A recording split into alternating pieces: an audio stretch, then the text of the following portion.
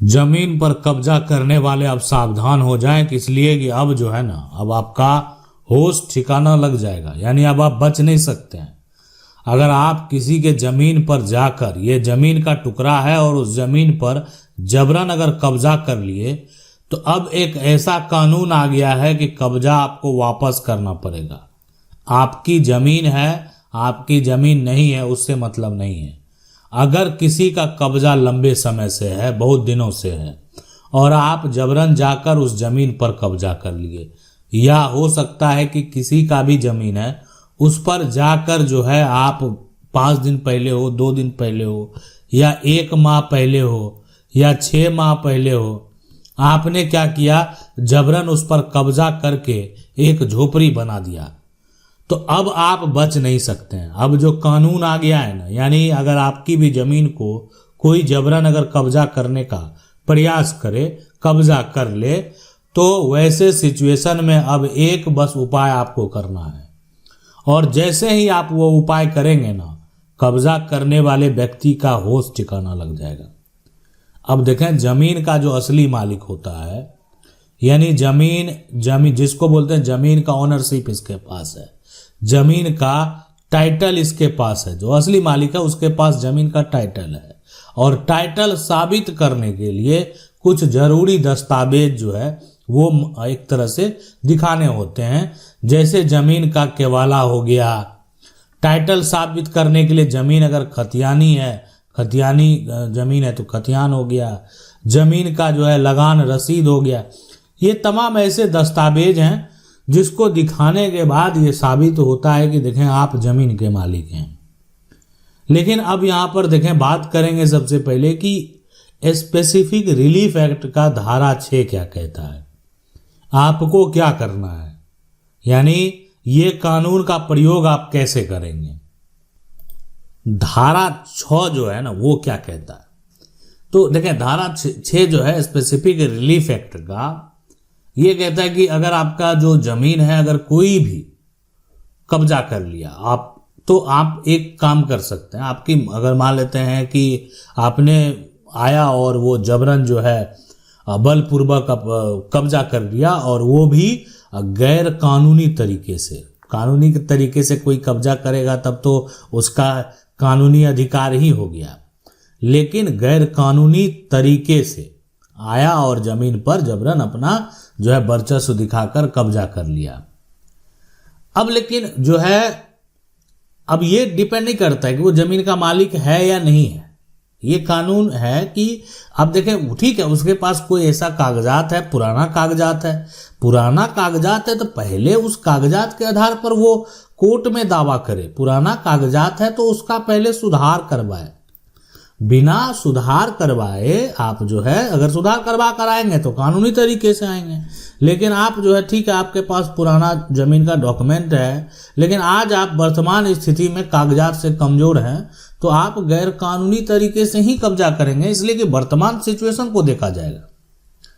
तो इसलिए अब यहां पर यह कानून ये कहता है ना कि अगर ये ऐसा हुआ तो कब्जा वापसी का अधिकार है। गैर कानूनी तरीके से अगर कोई भी आपकी जमीन को कब्जा करेगा तो आपको करना है 6 महीने के भीतर केस फाइल, यानी आप जाएंगे जिला एवं सत्र न्यायालय या आपका जो भी नजदीकी सिविल कोर्ट है, आपको सिविल कोर्ट में जाना है।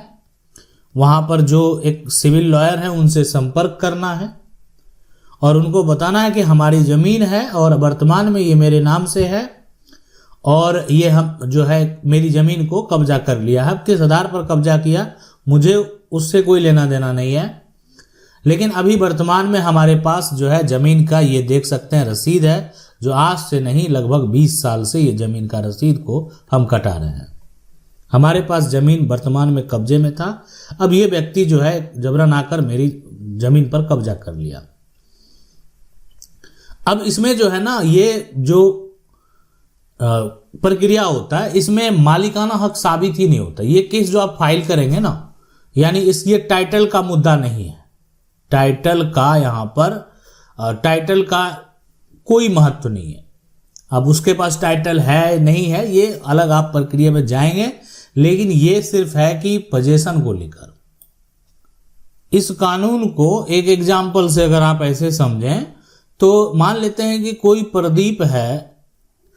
अब प्रदीप जो है जमीन यहाँ पर लीज पर लिया, यहाँ पर लीज पर, या कह सकते हैं ये मकान किराए पर लिया, मकान किराए पर लिया। तो ये हो गया कि प्रदीप जो है वो किराए पर लिया हुआ, लेकिन ये इसका जो असली मालिक है वो असली मालिक मनोज है।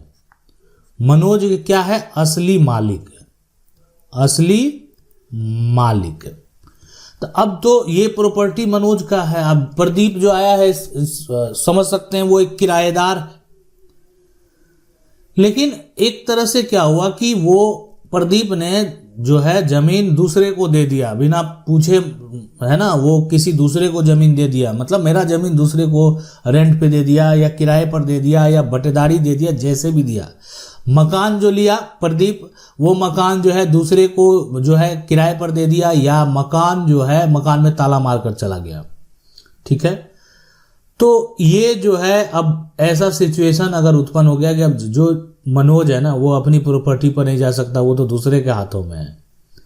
तो अगर जो है मनोज प्रॉपर्टी का मालिक है तो मनोज क्या कर सकता है?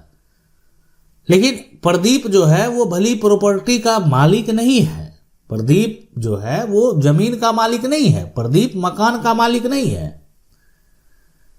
लेकिन ये जो है ना प्रदीप इसको किराए पर लिया था, प्रदीप इसको लीज पर लिया था। मनोज की मनमानी यहां पर नहीं चलने वाली है। यहां भले प्रदीप जो है मालिक नहीं है, लेकिन स्पेसिफिक रिलीफ एक्ट का धारा 6 ये कहता है कि इसके तहत वो कब्जा को वापस प्राप्त कर सकते हैं। इसलिए कि अगर मनोज जो है अपनी मनमानी करेगा, ठीक है, मान लेते हैं कि जमीन किराए पर लिया गया और मनोज जाकर मकान में जाकर यहां पर क्या करता है, ताला मार देता है। ठीक है, प्रदीप हो सकता है दूसरे को दे दिया, रेंट पर दे दिया, जैसे भी दे रखा। प्रदीप का एक टाइम पीरियड है जिसके लिए दिया गया है, और उस कार्य के लिए बीच में अगर मान लेते हैं मनोज जबरन जाकर, ठीक है, वो मालिक है, लेकिन वो इतना उनको अधिकार अभी नहीं है कि वो उस टाइम पीरियड में जाकर किसी प्रकार का कोई दावा कर सकते हैं। अब प्रदीप को ये अधिकार है कि वो जाकर ताला तोड़ सकते हैं और अपना कब्जा वापस कानूनी तरीके से प्राप्त कर सकते हैं। लेकिन ये सारा प्रक्रिया करना होता है 6 महीना के भीतर, 6 महीने के भीतर। ठीक है, अगर विवाद यहां पर हुआ है आपका, तो आपको ये कानूनी प्रक्रिया 6 महीना के भीतर जो है, और पूरा ये साबित करना होगा कि क्या मामला था, आखिर जमीन मालिक प्रॉपर्टी का मालिक ऐसा क्यों किया। ठीक है, तो इसलिए ये कानून को आप समझ गए होंगे कि देखें ऐसा कानून है ना कि जमीन कब्जा करने वाले जो है वो सावधान। तो जमीन कब्जा कर कोई भी किसी का प्रॉपर्टी है जबरन अगर करेगा तो ये कानून वहां पर मदद करेगा उनको कब्जा को वापस प्राप्त करने के लिए। और ये जो है आप अगर कोई किराएदार है या जो है जमीन मालिक है, मकान मालिक है, उसके लिए भी ये लागू होगा, ये भी हम आपको बता दिए। आपकी प्रॉपर्टी पर कोई जबरन आकर कब्जा कर लेगा, आपको क्या करना है, अगर मान लेते हैं पूरी सुनवाई आपने की, आप जाकर FIR दर्ज कराए, कुछ भी प्रक्रिया नहीं हुआ, आप उस पर धारा 144 यानी वर्तमान में जो है धारा 163 वो आपने लगा दिया, तो ये भी आपने करके देख लिया, कोई सुनवाई नहीं हुई। तो लेकिन अगर ऐसा है ना, तो ये आप करके देखें, स्पेसिफिक रिलीफ एक्ट जो है धारा 6 के तहत यानी जिला एवं सत्र न्यायालय में उसके ऊपर केस फाइल कर दें। जैसे ही आप केस फाइल करेंगे उस व्यक्ति को होश ठिकाने लग जाएगा जो ऐसा किया है। तो ये था पूरा प्रक्रिया। आशा करते हैं वीडियो अच्छा लगा होगा। वीडियो को लाइक जरूर कर दें। चैनल को पहली बार देख रहे हैं सब्सक्राइब करके जो बेल आइकन है उसको जरूर दबा लें। मिलते हैं अगले वीडियो में, तब तक के लिए जय हिंद।